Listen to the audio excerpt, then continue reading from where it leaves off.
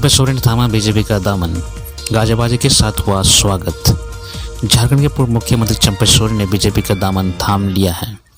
चंपे सोरेन के साथ उनके बेटे बाबूलाल सोरेन ने भी सदस्यता ग्रहण की। चंपे सोरेन को केंद्रीय कृषि मंत्री और झारखंड बीजेपी के प्रभारी शिवराज सिंह चौहान और असम के मुख्यमंत्री सह प्रभारी हिमंता बिस्वा शर्मा ने उन्हें सदस्यता दिलाई। कुल्हान टाइगर कहे जाने वाले चंपे सोरेन ने बीजेपी की सदस्यता ले ली है। रांची के ध्रुवा गोलचक्कर मैदान में आयोजित समारोह में उन्होंने बीजेपी का दामन थामा। इस दौरान झारखंड बीजेपी के अध्यक्ष बाबूलाल मरांडी, अमर बावरी, लक्ष्मीकांत वाजपेयी, पूर्व मुख्यमंत्री अर्जुन मुंडा सहित कई अन्य नेता मौजूद रहे। चंपे सोरेन सीएम पद से हटाए जाने के बाद जेएमएम से नाराज चल रहे थे। उन्होंने आरोप लगाया कि झामुमो में उनका अपमान हुआ है। इसके बाद चंपे सोरेन और हेमंत सोरेन के रिश्तों में खटास आ गई। इस दौरान चंपे सोरेन ने 2 बार दिल्ली का दौरा किया और बीजेपी के शीर्ष नेतृत्व से मुलाकात भी की। दिल्ली में उन्होंने गृह मंत्री अमित शाह से मुलाकात की और वहां से सिग्नल मिल जाने के बाद उन्होंने ऐलान कर दिया था कि वह बीजेपी में शामिल हो जाएंगे। चंपे सोरेन ने 28 अगस्त को झामुमो के सभी पदों से इस्तीफा दे दिया था। चंपे सोरेन ने विधायक पद से भी इस्तीफा दे दिया। कुछ दिनों पहले ही चंपे सोरेन ने सोशल मीडिया के माध्यम से जानकारी दी थी, जिसमें उन्होंने जेएमएम पर कई गंभीर आरोप लगाए हैं। उन्होंने बांग्लादेशी घुसपैठ के मुद्दे पर जेएमएम को घेरा और कहा कि आदिवासियों की संख्या में कमी और घुसपैठियों की संख्या में बढ़ोतरी चिंता का विषय है। इस मुद्दे पर भी सिर्फ बीजेपी ही गंभीर दिखती है। बीजेपी में शामिल होते ही चंपे सोरेन ने कहा, मैंने कभी नहीं सोचा था कि मेरी जासूसी कराई जाएगी। पूर्व मुख्यमंत्री चंपे सोरेन शुक्रवार को भाजपा में शामिल हो गए। पार्टी में शामिल होने के बाद उन्होंने कहा कि मैंने कभी नहीं सोचा था कि मेरी जासूसी कराई जाएगी। उन्होंने कहा कि पत्र के जरिए मैं अपनी पीड़ा व्यक्त कर चुका हूँ। झामुमो में अपमान महसूस करने पर मैंने संन्यास लेने को सोचा था, पर झारखंड की जनता का प्यार देखकर सक्रिय राजनीति में आने का फैसला लिया। झारखंड आंदोलन का उतार चढ़ाव हमने देखा है। मैं सोच चुका था कि मैं इस संगठन में नहीं रहूंगा जिसमें मेरा मान सम्मान ना हो, जहाँ संगठन नाम की कोई चीज़ नहीं रह गई हो। मैं साफ दिल का आदमी हूँ। मैंने कभी नहीं सोचा था कि मेरे पीछे जासूसों को लगाया जाएगा। जो आदमी झारखंड आंदोलन में संघर्ष किया है, जब उसकी जासूसी होने लगी तो मैंने तय कर लिया कि अब मैं संन्यास की जगह सक्रिय राजनीति में रहकर जनता की सेवा करूंगा। रामदास सोरेन ने ली मंत्री पद की शपथ। घाटशिला विधायक रामदास सोरेन ने मंत्री पद की शपथ ले ली है। राज्यपाल संतोष गंगवार ने उनको पद एवं गोपनीयता की शपथ दिलाई। इस दौरान मुख्यमंत्री हेमंत सोरेन, उनकी पत्नी कल्पना सोरेन, पूर्व कांग्रेस प्रदेश अध्यक्ष राजेश ठाकुर सहित झारखंड सरकार के कई मंत्री उपस्थित रहे। रामदास सोरेन घाटशिला से जेएमएम विधायक हैं। पूर्व मुख्यमंत्री चंपे सोरेन की तरह वह भी कुल्हान क्षेत्र के बड़े नेता हैं। शिबू सोरेन के साथ झारखंड आंदोलन में सक्रिय रहे थे। आदिवासी समाज के बीच उनकी अच्छी पेठ है। पहली बार रामदास सोरेन 2009 में और दूसरी बार 2019 में विधायक बने। वह जेएमएम के पूर्वी सिंहभूम के जिला अध्यक्ष भी हैं। इससे पहले रामदास सोरेन ने शुक्रवार को रांची पहुंचकर सबसे पहले दिसम गुरु शिबू सोरेन के आवास पर जाकर मुझसे मुलाकात की और आशीर्वाद लिया। मंत्री पद की शपथ लेने से पहले विधायक व उनकी पत्नी के पूरे परिवार के सदस्यों के संग गुरुजी के आवास पहुंचे थे। विधायक व उनकी पत्नी ने दिसम गुरु शिबू सोरेन के पैर छूकर उनसे आशीर्वाद लिए। मुख्यमंत्री हेमंत सोरेन से मिली पोषण सखियां, फिर से बहाल करने के लिए जताया आभार।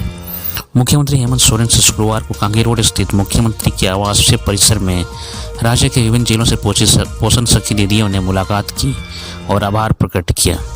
मुख्यमंत्री से मिलकर पोषण सखी दीदियों ने मंत्रिपरिषद की बैठक में राज्य सरकार द्वारा पूर्व में कार्यरत अतिरिक्त आंगनबाड़ी सेविका सह पोषण परामर्शी के पुनर्बहाली की स्वीकृति दिए जाने को निर्णय को लेकर मुख्यमंत्री को धन्यवाद दिया।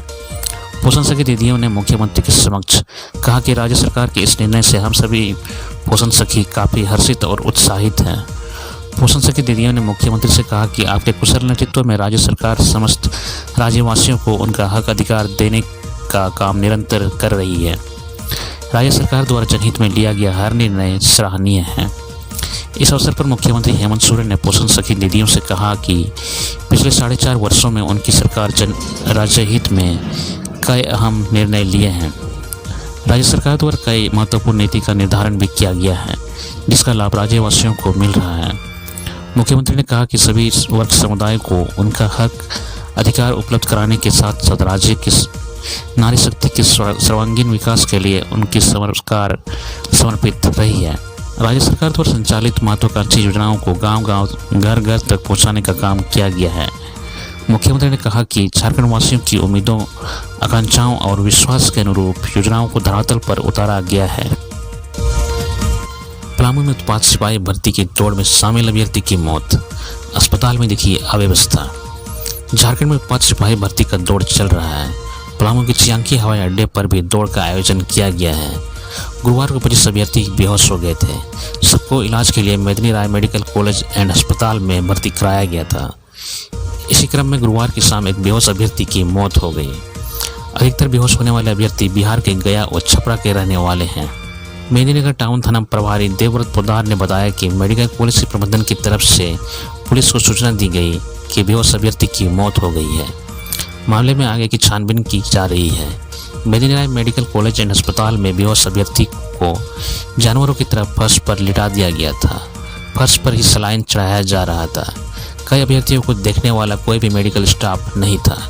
इमरजेंसी वार्ड में रस्सी के सहारे अभ्यर्थी को सलाइन चढ़ाई जा रही थी।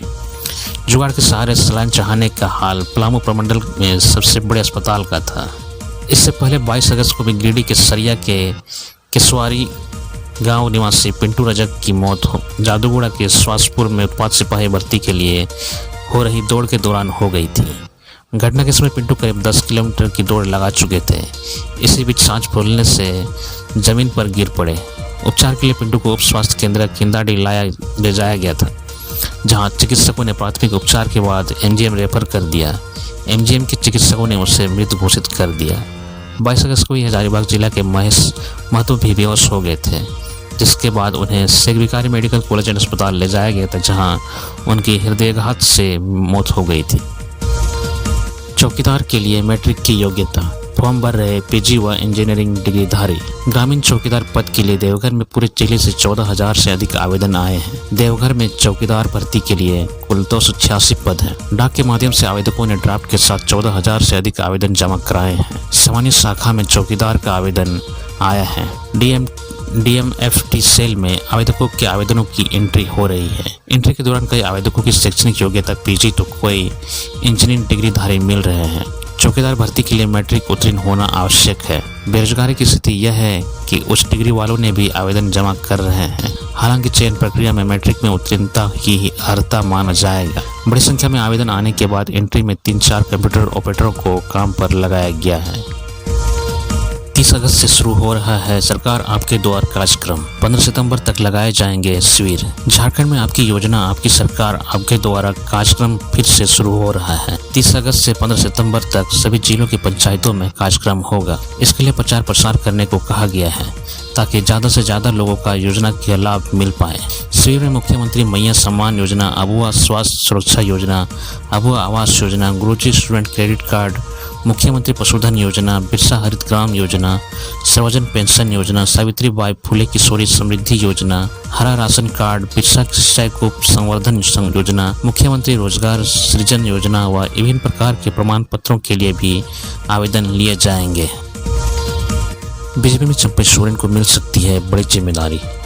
झारखंड के पूर्व मुख्यमंत्री चंपई सोरेन का जेएमएम से बगावत कर बीजेपी का दामन थामने का फैसला सबसे अधिक चर्चा में है।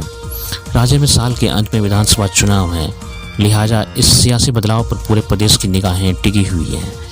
झारखंड भाजपा के चुनाव प्रभारी बनाए गए केंद्रीय मंत्री शिवराज सिंह चौहान ने चंपई सोरेन के भगवा रंग धारण करने को टर्निंग पॉइंट बताया है। इसी बीच चंपई सोरेन को लेकर बीजेपी सूत्रों से भी बड़ी जानकारी सामने आ रही है। बताया जा रहा है कि भाजपा में शामिल होते ही कुल्हान टाइगर को पार्टी बड़ी जिम्मेदारी देने जा रही है। चंपई सोरेन के संगठनात्मक अनुभव को देखते हुए पार्टी उन्हें संगठन में राष्ट्रीय मंत्री का पद दे सकती है। बता दें कि अमित शाह से मुलाकात के बाद कमल कुनबे से जुड़ने का ऐलान के साथ ही चंपई सोरेन ने भाजपा के एजेंडे को भी अपना लिया है। चंपई भी अब संताल में बांग्लादेशी घुसपैठ की बात दोहराने लगे हैं। मतलब चंपई की राजनीति का इशारा साफ है, जहां रहेंगे पूरी ईमानदारी से रहेंगे। गौरतलब है कि आगामी विधानसभा चुनाव के मद्देनजर पूर्व मुख्यमंत्री चंपई सोरेन का झामुमो छोड़ विपक्षी खेमे में जाना एक अहम फैसला माना जा रहा है। चंपई आदिवासी समाज के एक बड़े नेता हैं। कुल्हान में उनकी पकड़ ने लगातार झामुमो को चुनाव राजनीति में आगे रखा है। चंपई के जरिए भाजपा आदिवासी वोट बैंक को साधने की कवायद में है। लातेहार में फुटबॉल मैच के दौरान वज्रपात, 2 खिलाड़ियों की मौत, 11 घायल। लातेहार के बरियातू थाना क्षेत्र के इटके गांव में फुटबॉल मैच के दौरान वज्रपात होने से 2 खिलाड़ियों की मौत हो गई और 11 लोग घायल हो गए। घायलों को बालूमाथ अस्पताल ले जाया गया, जहां इनका इलाज चल रहा है। गुरुवार शाम बरियातू थाना क्षेत्र के इटके गांव में फुटबॉल प्रतियोगिता चल रही थी। इसी दौरान अचानक 2 स्थलों पर वज्रपात हो गया, जिससे फुटबॉल खिलाड़ी घायल हो गए। इसकी सूचना मिलने के बाद गाँव वाले सभी को आनन फानन में अस्पताल ले गए, जहां इलाज के दौरान दीपक कुमार और वीरेंद्र गुंजू को चिकित्सकों ने मृत घोषित कर दिया। वहीं नागेश्वर गंजू, दीपक गंजू, पिंकी गंजू, गोपाल गंजू, पिंटू गंजू, पवन गंजू, करण गंजू, मोहन गंजू का इलाज चल रहा है। सभी लोग बरियातू थाना क्षेत्र के ही निवासी हैं। घटना की जानकारी देते हुए चिकित्सा पदाधिकारी डॉक्टर अमरनाथ ने बताया कि 13 लोगों का इलाज के लिए अस्पताल लाया गया था, जिनमें 2 लोगों की मौत हो गई, वहीं 11 खतरे से बाहर हैं। सूचना मिलने के बाद डीएसपी आशुतोष सत्यम, बालूमाथ थाना प्रभारी विक्रांत उपाध्याय, बरियातू थाना प्रभारी राजा दिलावर समेत पुलिस के अन्य अधिकारी अस्पताल पहुंचे और घटना की जानकारी ली। हजारीबाग से पति के साथ मुखिया 25,000 रिश्वत लेते गिरफ्तार। हजारीबाग एसीबी की टीम ने बड़कागांव प्रखंड के रहने वाले बसंत साव की शिकायत पर बड़ी कार्रवाई की है। महिला मुखिया और उनके पति को 25,000 रुपये रिश्वत लेते एसीबी की टीम ने रंगे हाथ गिरफ्तार कर लिया। अधिकारी उनसे पूछताछ कर रहे हैं। हजारीबाग जिले के बड़कागांव प्रखंड की पूरी पंचायत की मुखिया विमला देवी और उनके पति सब मुखिया प्रतिनिधि राजकुमार साव को 25,000 रुपये घूस लेते एसीबी की टीम ने शुक्रवार को धर दबोचा। ये पति पत्नी अबुआ आवास योजना के नाम पर लाभुक से घूस मांग रहे थे। बसंत साव की पत्नी सुशीला देवी के नाम पर अबुआ आवास योजना के तहत घर पास हुआ था। इसके एवज में महिला मुखिया द्वारा 25,000 घूस की मांग की गई थी। बसंत साव ने भ्रष्टाचार निरोधक ब्यूरो को आवेदन दिया था। इसमें उन्होंने शिकायत की थी कि अबुआ आवास योजना के एवज में उनसे 25,000 रुपये घूस की मांग की जा रही है। वे रिश्वत देना नहीं चाहते हैं।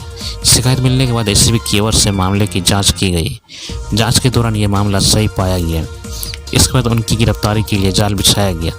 शुक्रवार को महिला मुखिया की विमला देवी और पति राजकुमार साव को घूस लेते रंगे हाथ दबोच लिया गया।